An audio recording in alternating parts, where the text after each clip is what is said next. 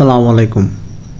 আজকে ব্যাটারির পারফরমেন্স নিয়ে আপনাদের সাথে কিছু কথা বলবো।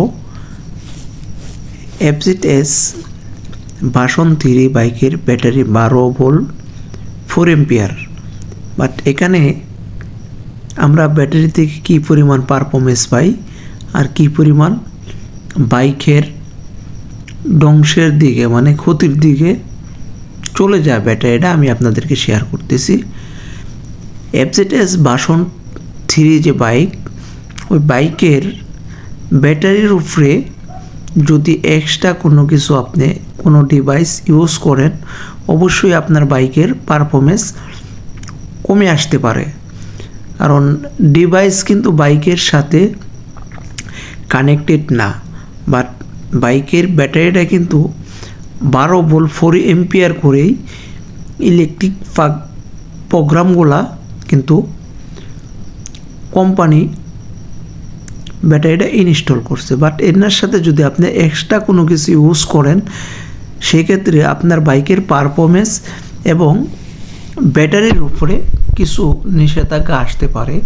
যেমন আপনি এডিশনাল ডিভাইস লাগাইলে অনেক সময় বাইকের ইসিউ আমরা যেটা বুঝলি ইসিউটা কেটে যাওয়ার সম্ভাবনা থাকে। বাট এখানে ফুয়েল পাম্প কেটে যাওয়ার সম্ভাবনা থাকে, কিন্তু এটা কিন্তু অনেকেই জেনে ইউজ করে, অনেকেই না জেনে ইউজ করে।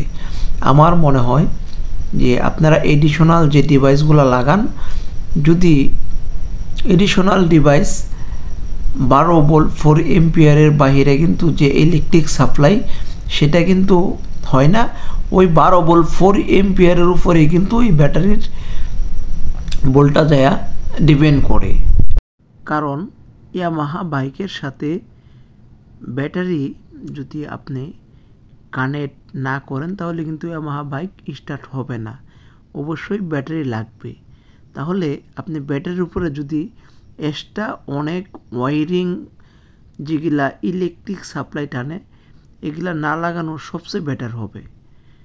তো আপনার বাইক আপনি চাইলে লাগাইতে পারেন, আপনি চাইলে নাও লাগাইতে পারেন। আপনার বাইকের পারফরমেন্সের জন্য আপনারা কিন্তু অনেক কিছুই করেন, বাট আমার মনে হয় আপনারা এডিশনাল ডিভাইস না লাগিয়ে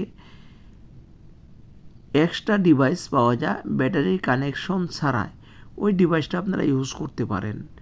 যে কোনো ধরনের ডিভাইস হতে পারে, বাট ওই ডিভাইসটা ইউজ করলে আপনার বাইকের ক্ষতির কোনো আশঙ্কা নাই।